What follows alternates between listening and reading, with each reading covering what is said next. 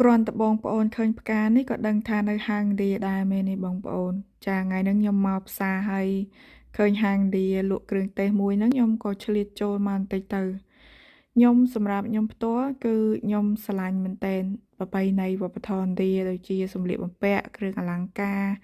ចារបាំបែបឥណ្ឌាអីគឺខ្ញុំចូលចិត្តមើលហើយបើថាខ្ញុំទៅប្រទេសណាដូចជាថៃឬក៏សិង្ហបុរីម៉ាឡេអីគេតែងតែមានថោនមួយគេហៅថា Little India អញ្ចឹងណាខ្ញុំចូលចិត្តទៅថោនហ្នឹងព្រោះអីខ្ញុំចូលចិត្តមើលជនជាតិឥណ្ឌាការស្លៀកពាក់របស់គេអី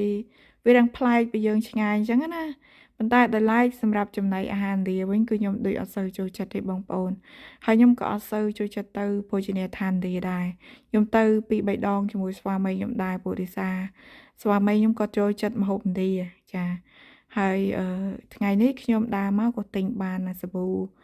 ប្រេងលាបសក់ចារបស់ឥណ្ឌាហ្នឹងវារាំងធូរថ្លៃជាងនៅផ្សារ Woolworth ចឹងក៏ទិញមកដបមកសារសក់កូនខ្ញុំជាពាក់ពេក